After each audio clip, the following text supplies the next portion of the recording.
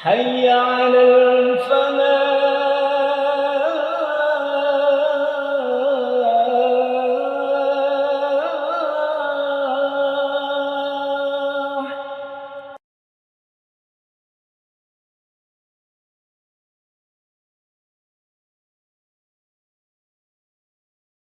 Bismillahirrahmanirrahim. Innal hamdalillah nahmaduhu wa nasta'inuhu wa nastaghfiruh wa na'udzu billahi min syururi anfusina wa min sayyiati a'malina.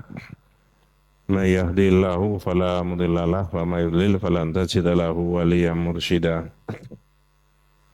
Asyhadu an la ilaha illallah wahdahu la syarikalah wa asyhadu anna Muhammadan abduhu wa rasuluhu la nabiyya ba'dah. Allahumma salli ala Muhammad wa ala ali Muhammad kama sallaita ala Ibrahim wa ala ali Ibrahim wa barik ala Muhammad wa ala ali Muhammad kama barakta ala Ibrahim wa ala ali Ibrahim fil alamina innaka Hamidum Majid. Wallahu ta'ala fi kitabil karim a'udzu billahi minasyaitonir rajim. Bismillahirrahmanirrahim. Ya ayyuhalladzina amanu taqullaha haqqa tuqatih wa la tamutunna illa wa antum muslimun. Wa qala aidan ya ayyuhalladzina amanu taqullaha wabtaghu ilaihil wasilata wajahidu fi sabilihi la'allakum tuflihun. Ma'asyiral muslimin rahimani wa rahimakumullah, usikum wa nafsiya bitaqwallahi faqad faza man ittaqa. Para jamaah yang dirahmati Allah Subhanahu wa taala, sebagai orang yang beriman kepada Allah Subhanahu wa taala, kita sudah seringkali dihimbau, diterangkan, dijelaskan prinsip-prinsip tentang takwa kepada Allah Subhanahu wa taala. Dua ayat yang sudah sangat populer di telinga kita itu perintah takwa kepada Allah Subhanahu wa taala dengan pendekatan yang agak berbeda. Misalkan saja ayat yang dibaca tadi, dimajukan tadi, takwa kepada Allah itu dikaitkan dengan bagaimana orang menyerahkan dirinya kepada Allah. Tetapi menyerahkan diri kepada Allah itu dengan ketaatan, bukan menyerahkan diri kepada Allah dengan keterpaksaan. Apa bedanya? Jawabannya gampang. Kalau menyerahkan diri kepada Allah dengan ketaatan, itu mengikuti hukum syar'i. Ada hukum dalam bidang akidah, ada hukum dalam bidang ibadah, ada hukum dalam bidang muamalat, ada hukum dalam hudud wal qisas, pidana dan perdata. Tetapi kalau ketaatan kepada Allah dengan keterpaksaan itu mengikuti hukum kauni. Artinya siapa saja yang ada di dunia, nabi sekalipun, itu mengikuti hukum yang Allah tetapkan. Ada masa balita, masa seperti adik-adik dan anak-anak kita, nanti ada masa dewasa, ada masa tua, dan ada masa-masa kita meninggalkan dunia. Itu dialami oleh siapa saja. Tapi ayat berikutnya, ini yang mau dibahas, perintah takwa kepada Allah dikaitkan dengan mencari jalur untuk bisa mendekatkan diri kepada Allah. Yang dibahas dalam kajian duhur ini adalah amal soleh. Perbanyak amal soleh dipakai untuk mendekatkan diri kepada Allah. Lah mendekatkan diri kepada Allah itu merespon ayat yang dibaca tadi. Hai orang yang beriman, bapak-bapak para jamaah kalau bisa ikut merespon, ada di surat Al-Ma'idah ayat 35. Saya ulangi, ada di surat Al-Ma'idah ayat 35. Wahai orang-orang beriman, bertakwalah kepada Allah dan carilah. Nah itu loh, carilah jalan, wasilah. At-tariqatul lati yusilu ilallah. Ya, kemudian berjihadlah di jalan Allah agar Anda semuanya beruntung. Jadi pesan moral yang ada di ayat tadi, surat Al-Maidah ayat 35, setiap individu yang beriman itu diperintahkan oleh Allah untuk mencari jalur pendekatan kepada Allah. Bulan yang lalu sudah diterangkan sisi yang agak berbeda. Kali ini kita mencoba menjelaskan wasilah tadi, jalur yang bisa menghubungkan manusia dengan Allah itu melalui satu titik. Salah satunya apa? Amal soleh. Nanti saya tunjukkan ada 4 macam yang bisa, salah satunya amal soleh tadi. Tentu saja banyak, tapi menurut saya yang sangat spektakuler di atas rata-rata manusia pada umumnya ada 4 yang nanti disebutkan. Tapi sekarang kita bahas dulu jalur tadi, wasilah tadi. Jadi salah seorang tabi'in namanya Qatadah menjelaskan wasilah itu taqarrabu ilaihi. Dekatkan dirimu itu kepada Allah bita'atihi, dengan mentaati perintahnya Allah, wal amali bima yardihi, dan beramal menurut yang diridhoi oleh Allah. Dari situ panjenengan dan kita sebagai orang yang beriman berarti didorong untuk meningkatkan produktivitas semaksimal mungkin amal kesolehan dan kebaikan supaya kita bisa dipakai jalur mendekatkan diri kepada Allah. Saya ulangi, salah satu daripada terjemahan dari al-wasilah at-thariqatul lati yusilu ilallah, jalan yang bisa mendekatkan diri kepada Allah menurut surat Al-Maidah ayat 35 itu tadi. Kita coba beralih beberapa menit, beberapa detik. Kalau saya tanya kepada kita semuanya, ada doa yang sering kita ucapkan, ya, itu di doa mana ada kalimat al-wasilah. Tulisannya sama dengan itu tadi, bacaannya juga sama, tapi maknanya beda. Saya ulangi, tulisannya sama, bacaannya sama, tapi maknanya beda. Mudah-mudahan saya tidak salah memahami. Di dalam Al-Maidah itu tadi adalah maksudnya jalan, thariqah allati yusilu ilallah, yang bisa nembus ke hadirat Allah. Saya sebut tadi amal soleh, tapi ini belum dibahas. Yang kedua yang saya tanyakan tadi, di doa yang mana yang ada kalimat al-wasilah, tulisannya sama, bacaannya sama, makharijul hurufnya juga sama, tapi maknanya beda. Di doa mana? Jawabannya? Itu kalau pas peristiwa itu mesti jenengan apal. Tapi karena ini tidak pas peristiwa itu, maka cari-cari.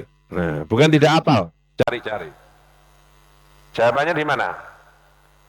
Doa mana atau doa di saat apa kita menyebut kalimat al-wasilah? Saya rasa orang sak masjid ini hafal semuanya. Allahumma rabba hadhihi da'wati tammah wa sholatil qa'imah ati Muhammadanil, hafal semuanya. Doa di mana itu, Pak? Setelah azan. Tapi maknanya beda dengan Al-Maidah itu tadi.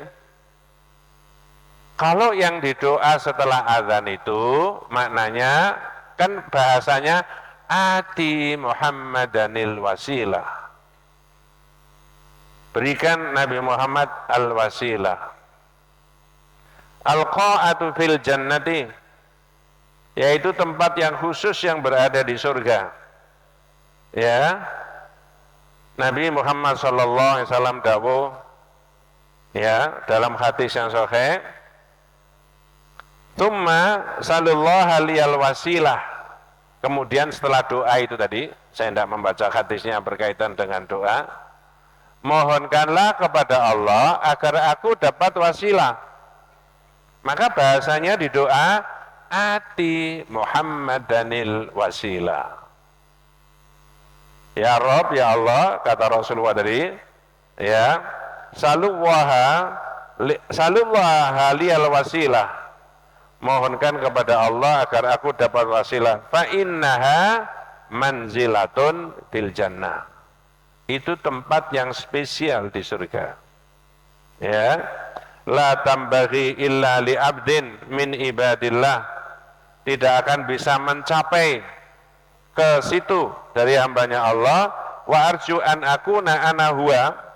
Aku berharap aku bisa sampai ke sana dengan orang yang tadi berdoa tadi setelah azan tadi.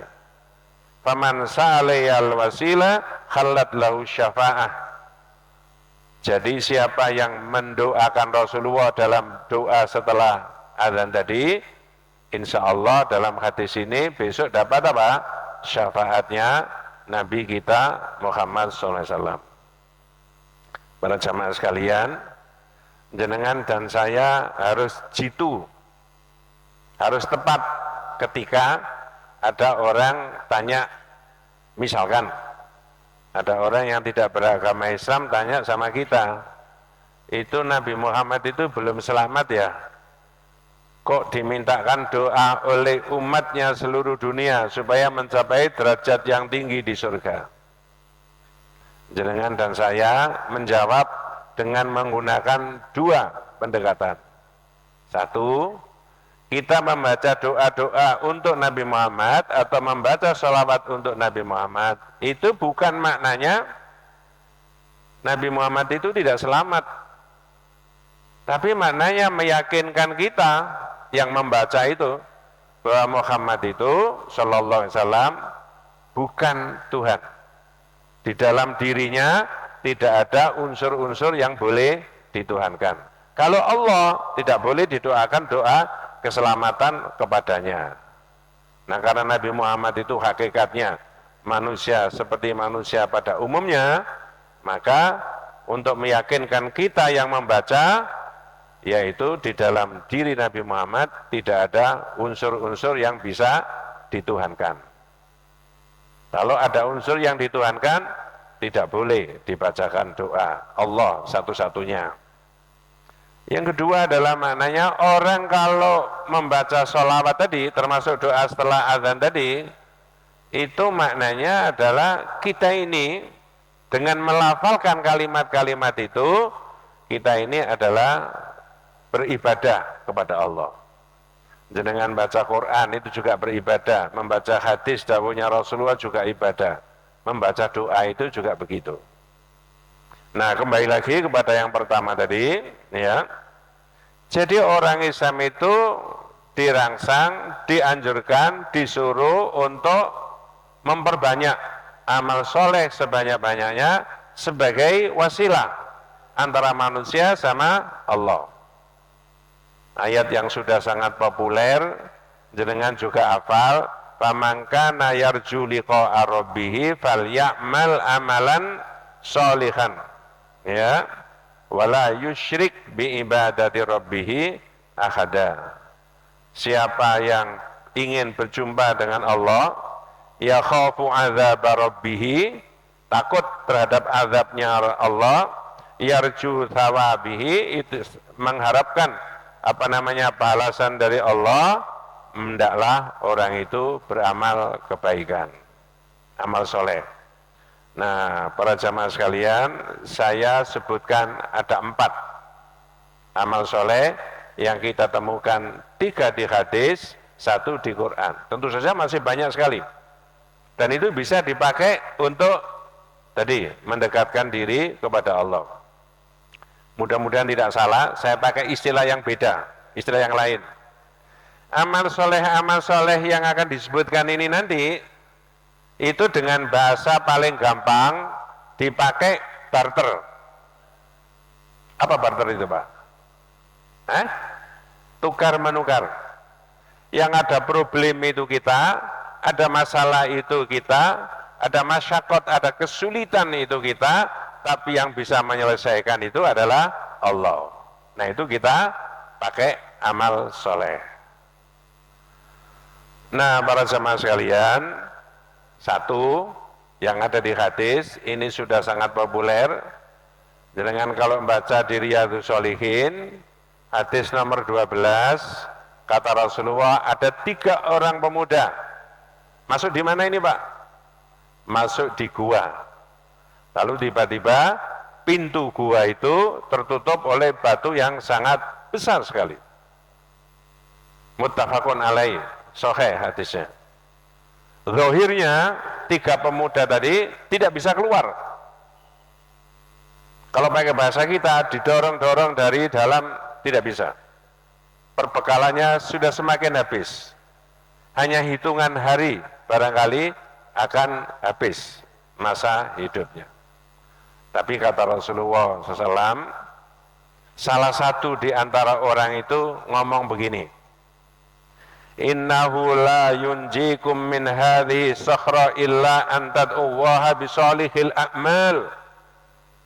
Andai semuanya di dalam gua, ya, tidak akan bisa terbebas dari jebakan gua ini tadi, yang kita dorong dari dalam tidak bisa, kecuali Anda berdoa kepada Allah dengan menunjukkan amal soleh.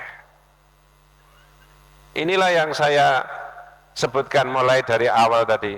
Umat Islam itu didorong, dirangsang untuk selalu berinvestasi amal soleh sebanyak-banyaknya.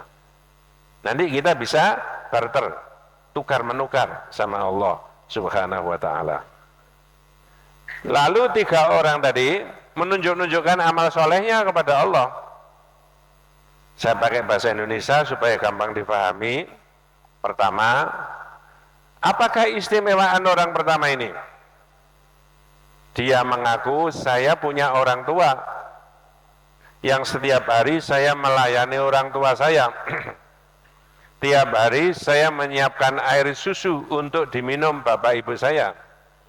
Tiba-tiba karena satu dan lain hal saya agak terlambat. Ibu saya sudah tidur, bapak saya sudah tidur. Air susu yang saya siapkan untuk orang tua diminta anak saya.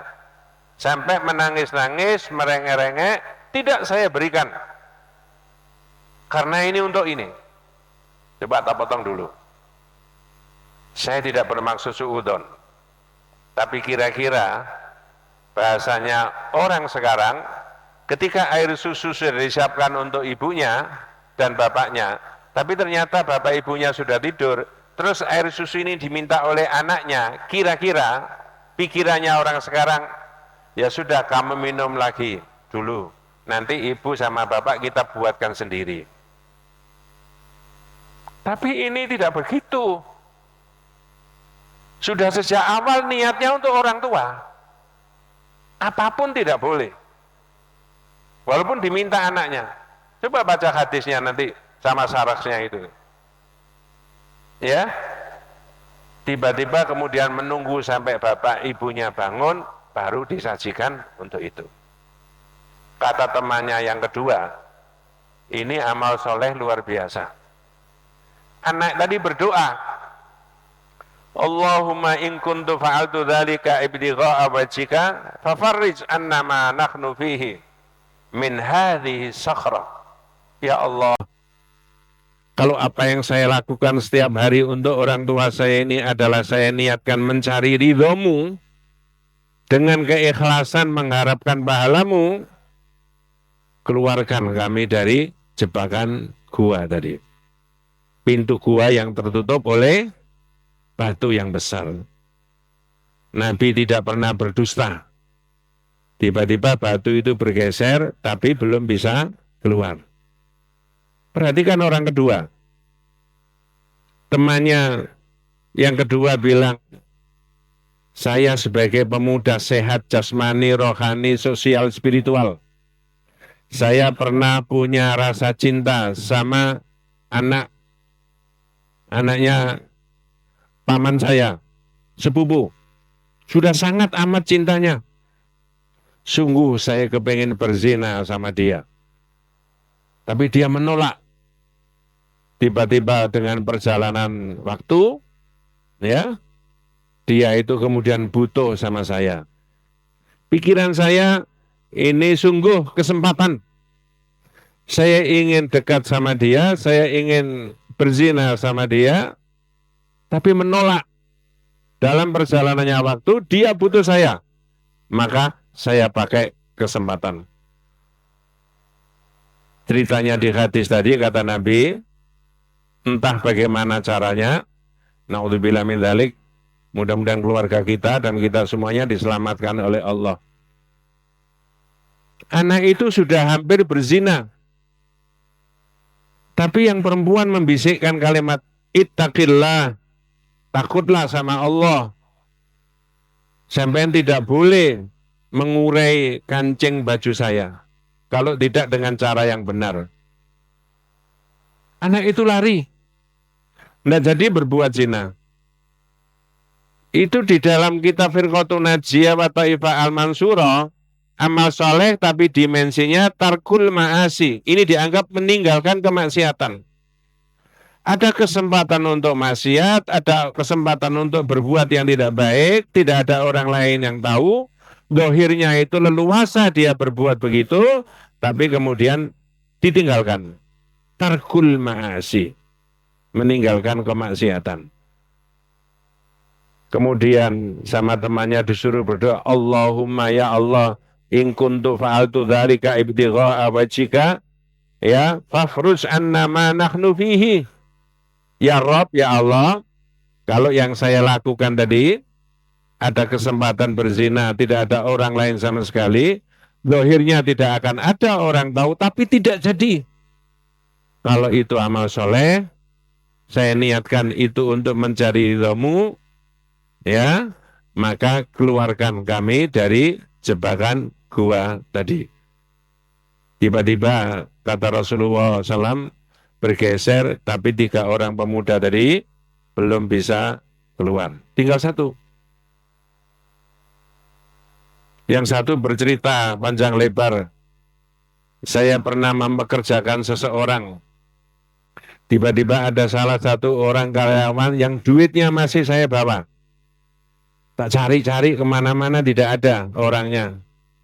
Karena ini bukan uang saya khawatir nanti hilang atau saya pakai. Coba. Ya. Lalu dibelikan kambing, dibelikan sapi, dibelikan unta. Ketika bertahun-tahun berkembang biak luar biasa dan sukses, tiba-tiba yang punya duit datang. Kemudian ditunjukkan, ini dulu duitmu sekian banyaknya. Ternyata anak yang datang yang merasa duitnya belum diterima tadi, dalam bahasa hadis, anak itu ngomong apa? La tastahzi, la tastahzi. Jangan menghina saya. Duit saya tidak sekian banyaknya. Tapi kata dia, saya tidak menghina Anda. Ini saya khawatir katut. Bukan duit saya. Lalu saya berikan. Semua bawa pulang. Ini milikmu. Tapi kata temannya berdua, dia disuruh berdoa. Allahumma in kuntu fa'altu dzalika ibtigha'a wajhika fafruz anna ma nahnu fihi. Bahasanya sama, doanya bahasanya sama. Ya Rabb, ya Allah, kalau yang saya lakukan itu tadi, berniat saya mencari ridhamu, mencari pahala engkau, maka keluarkan kami dari jebakan gua. Famfarajatil sakhratu fakharaju, ya, yamshuna. Lalu 3 orang tadi keluar dari gua itu. Hadisnya muttafaqun alaihi. Maksudnya apa? Kumpulkan amal soleh sebanyak-banyaknya. 3 pemuda yang diciptakan oleh Nabi ini di atas rata-rata manusia pada umumnya. Dia berbaik-baik sama orang tuanya di atas rata-rata pada umumnya manusia. Yang kedua ada kesempatan berzina tidak jadi. Naudzubillah min dzalik, saya tidak bermaksud suudzon. Orang sekarang malah kadang-kadang mencari-cari kesempatan. Naudzubillah min dzalik. Kemudian yang ketiga adalah amanah kejujurannya. Coba kalau 3 amal soleh ini ada di lingkungan kita. Coba kalau 3 amal soleh ini berada di masyarakat bangsa dan negara kita. Masya Allah. Selesai persoalan, Pak. Tidak ada orang tidak jujur, tidak ada orang bohong, tidak ada orang berzina, tidak ada orang yang melantarkan orang tuanya. Nah itu semuanya adalah amal soleh yang bisa diaturkan sama Allah. Ini namanya wasilah. Ini namanya wasilah. Terakhir, saya tadi matur ada 4. Yang 3 dari hadis, yang 1 dari Quran. Saya pakai bahasa Indonesia saja. Saya tanya dulu yang hadir.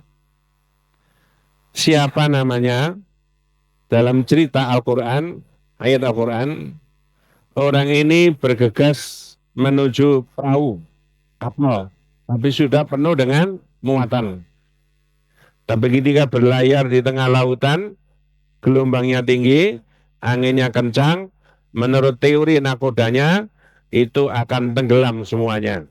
Daripada tenggelam semuanya, maka beban kapal tadi dikurangi dengan cara harus mau yang dijeburkan di laut. Yang lari tadi siapa? Nabi Yunus. Ya. Kata Al-Quran, wa inna Yunus salaminal mursalin. Sesungguhnya Yunus itu termasuk dari utusan kami. Rasul kami. Idh abaqa ilal fulkil mashhun. Ingat, ketika lari ke kapal yang penuh dengan muatan. Ya, fasahama fakana minal mudkhadin. Lalu dia ikut berundi untuk dijeburkan laut. Lalu dia kalah dalam undian. Faltaqamahul khutu wa huwa mulim. Lalu ditelan oleh ikan yang besar dalam keadaan tercela. Berikutnya ini yang penting. Ayat berikutnya. Itu kan prolognya. Falaula annahu kana minal musabbihin lalabitha fi badnihi ila yaumi yub'atsun. Andai kata Yunus itu tidak termasuk orang yang ahli zikir, saya biarkan di perut ikan sampai hari kiamat. Ini Quran untuk kita sekarang ini. Oh, kalau begitu, tadi mulai dari awal saya sebutkan, umat Islam silakan mengumpulkan pernak-pernik amal saleh menurut kemampuannya masing-masing. Untuk apa? Sekali tempo, jika Allah menguji kita, maka amal saleh itu kita pakai sebagai wasilah. Ini contoh yang sangat spektakuler. Falaula ma taqaddama lahu min kathratil ibadati wal amali shalih. Andai kata Yunus tadi yang dulu-dulunya itu tidak memperbanyak ibadah, tidak memperbanyak amal saleh, qabla wuqu'i, sebelum kejadian peristiwa itu, fi batnil haut, di dalam perut ikan. Kata Allah, la makatha fi batnil haut. Tentu saja selamanya dia akan di perut ikan, wasara qabran ila yaumil qiyamah, dan perut ikan itu menjadi kuburannya sampai hari kiamat. Tapi kan dibebaskan sama Allah. Kalau pakai bahasa sederhana, kita yang diwajibkan mengumpulkan amal soleh sebanyak-banyaknya, Allah lah yang bisa menyelesaikan problematikanya manusia. Pertolongan itu dari Allah Subhanahu wa taala. Inilah salah satu daripada syariat agama kita, umat Islam di mana-mana memang dianjurkan dan disunahkan, bahkan diwajibkan untuk mengumpulkan amal soleh sebanyak-banyaknya. Dampaknya bukan hanya untuk diri sendiri, tapi untuk masyarakat pada umumnya.